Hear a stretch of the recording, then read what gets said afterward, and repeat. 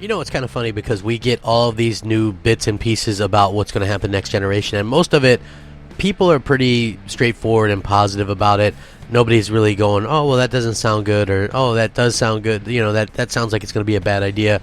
You know, we got some of that last gen. Obviously, some of the Xbox One ideas were, you know, less than popular with a lot of mainstream gamers and gaming sites, obviously. So, with that being said, we have a developer talking about sort of a big flaw in what a lot of people are, you know, assuming is going to be the big step for Xbox 2 and PlayStation 5. And so I thought, you know, it was such an interesting perspective and take, and one that I personally share, that this would be something very, very good to actually kind of get out there and talk about. So going to be a very interesting story, very interesting video, and I do have an article in the description linked, so you guys can check it out and let me know what you think. So hopefully you guys are all doing okay after the Christmas craziness, and hopefully you guys all had a great time with your family and friends and all that kind of stuff. I'm Crapgamer. This is Crapgamer Reviews.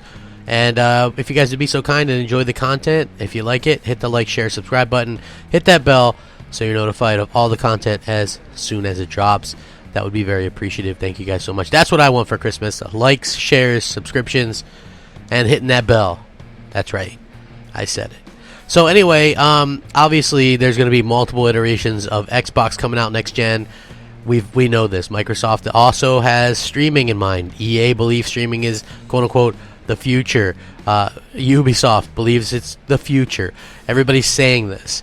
You know, it's one of those things. Google, they're throwing their hat in the ring. PlayStation Now's been doing it. So a lot of people like to think that. Now, here's the thing. A lot of people think I'm stuck in the past or whatever, and I get that. You know, I like traditional stuff a lot more. But what's funny is the people that always tell me this, they're not the ones that are dying to go, oh, yeah, this is how I exclusively want to consume my gaming, right?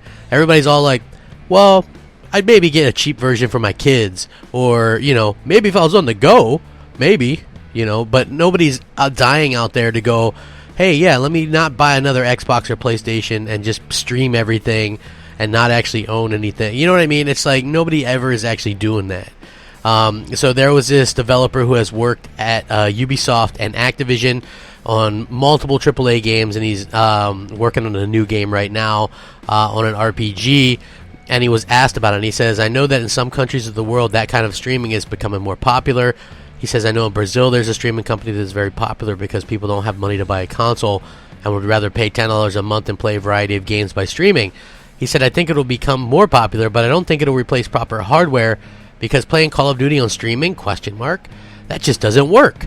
When you consider internet infrastructure, it means that instead of you clicking a button and getting the feedback on your screen, you have 100 milliseconds of lag for the input, another 100 milliseconds of lag for the output. As the data travels to and from your client, and if the host machine processing the data also has its own delay, then there's another 100 milliseconds or so latency added. Can you imagine playing Call of Duty with that kind of latency, where it takes 100 milliseconds for the server just to know you're firing a gun? He goes, I think it works well with offline games, but the moment you take something online like a shooter where you need a split-second reaction, it doesn't work. So will it become popular? I'm not sure, which is obviously one of the things that a lot of people have been hearing. Even though they're investing to kind of deal with some of these issues, it's never going to be able to be completely taken out of the equation because it's not local. He says the problem is that it's not something you can suddenly throw money at and make the problem disappear, which is something obviously Microsoft believes they can do. The network latency in the last 20 years hasn't moved much. We are limited by the speed of light when it comes to this in the end. The data from your computer to your router to your neighborhood ISP to whichever switch to node server to the server farm that you're going to, you'll end up with lag. There's nothing you can do about it. Streaming then will not define the next generation of games consoles. Rather, it means to expand the reach into getting into new markets like Brazil, India, China, and places where it's more expensive to buy consoles. He says it will offer games to a new market that can't buy consoles at the level of sales that happen where consoles are popular, like in the U.S. And to those that don't have hundreds of bucks to buy a PlayStation, he said, but if for $10 a month they can play 10% of the PlayStation catalog, that works well with streaming. That's awesome, and it's a lot of revenue for Sony as well, and it makes sense for Sony to have a PS5 be forward or be backwards compatible too, because it opens up thousands of games for the streaming catalog. So he has a really good take, and I'm going to link it, like I said, because this is exactly my take on this whole situation.